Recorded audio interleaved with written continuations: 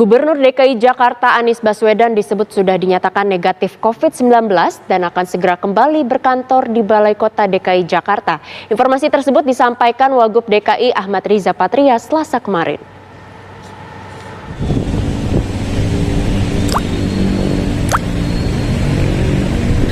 Setelah selama 28 hari berstatus positif COVID-19, Gubernur DKI Jakarta Anies Baswedan kini telah dinyatakan negatif dari COVID-19. Hal tersebut diungkapkan Wakil Gubernur DKI Jakarta Ahmad Riza Patria yang menjelaskan Anies sudah kembali ke rumah pribadinya di Lebak Bulus, Jakarta pasca dinyatakan negatif COVID-19.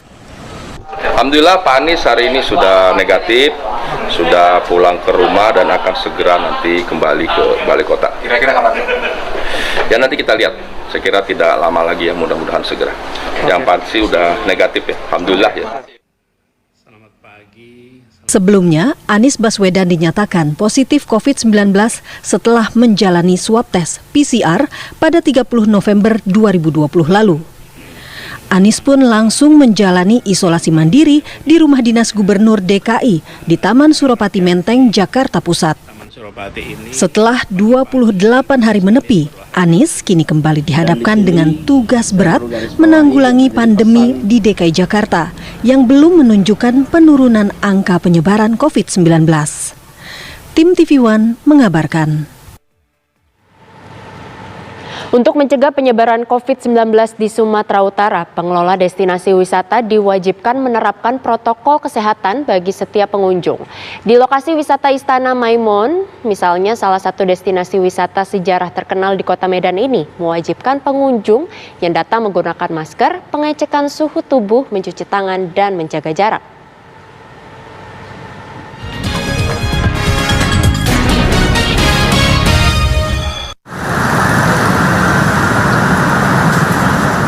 Untuk mencegah penyebaran COVID-19 di Sumatera Utara, pengelola destinasi wisata diwajibkan menerapkan protokol kesehatan bagi setiap pengunjung.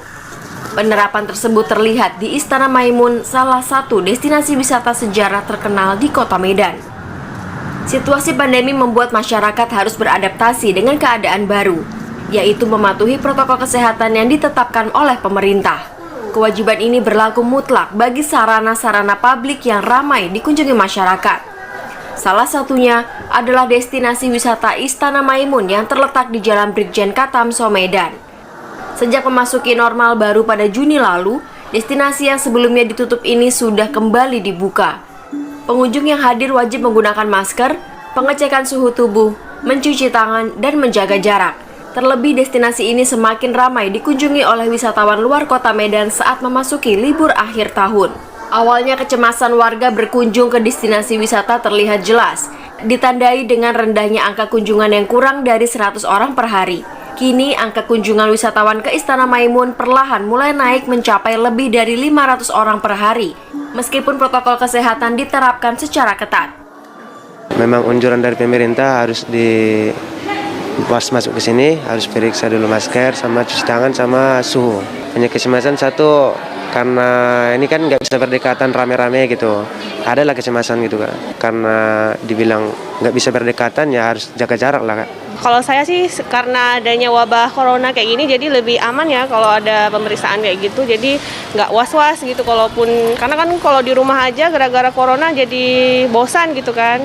Jadi kalau misalnya ada prokes gitu jadi lebih tenang gitu. Sebenarnya sih awalnya gitu. Jadi selama ini kan coronanya udah dari bulan 3 ya. Jadi saya kayak merasa takut. Jadi baru awal bulan-bulan 11 ini saya berani gitu. Itulah karena katanya di wisata udah ada prokes, udah ada kadang orang nyiapin untuk ala-ala cuci tangan gitu. Pengunjungnya juga dibatasi sih. Nggak boleh rame-rame. Kalau dulu katanya orang Thailand, banyak orang luar negeri, tapi kalau di sini udah kurang ya gitu, karena dibatasi. Tak hanya sektor pariwisata yang terkena dampak COVID-19, sektor ekonomi pun berdampak langsung.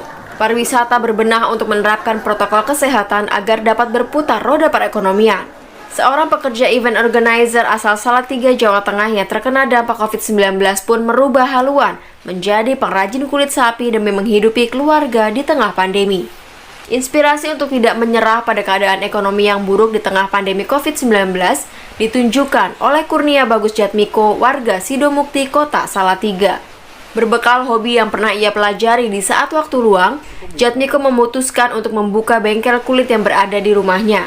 Menempati ruangan tak lebih dari 3 x 4 meter, ia membuka usaha kerajinan kulit sapi yang saat ini peminatnya cukup banyak dan berasal dari berbagai daerah.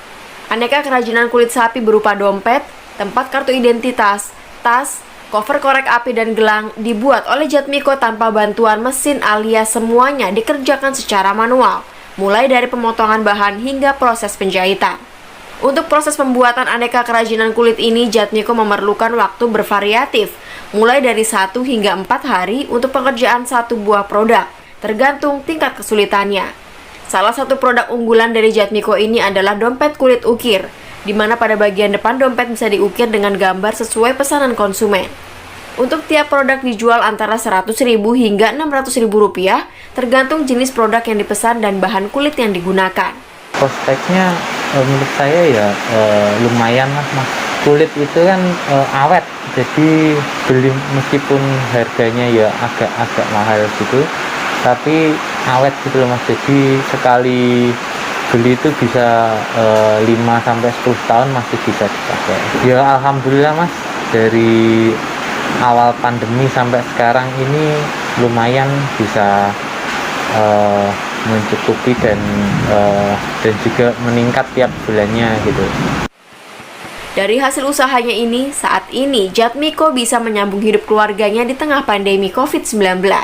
Bahkan hasil dari usaha kerajinan kulitnya ini terus berkembang dari waktu ke waktu dengan semakin banyaknya pesanan.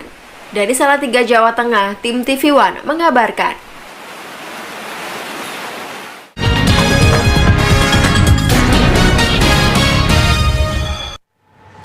Jumlah positif COVID-19 terus naik dan kemarin melonjak di angka 8.002 kasus. Jumlah ini sekaligus membuat total kasus COVID-19 di Indonesia kemarin mencapai 735.124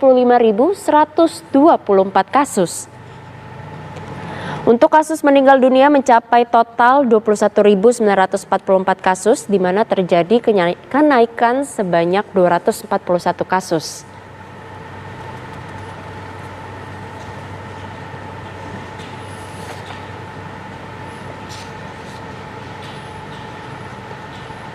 Pemerintah Indonesia mulai 1 Januari 2021 menutup pintu bagi kedatangan para WNA ke Indonesia. Informasi selengkapnya kami hadirkan sesaat lagi, tetaplah bersama kami.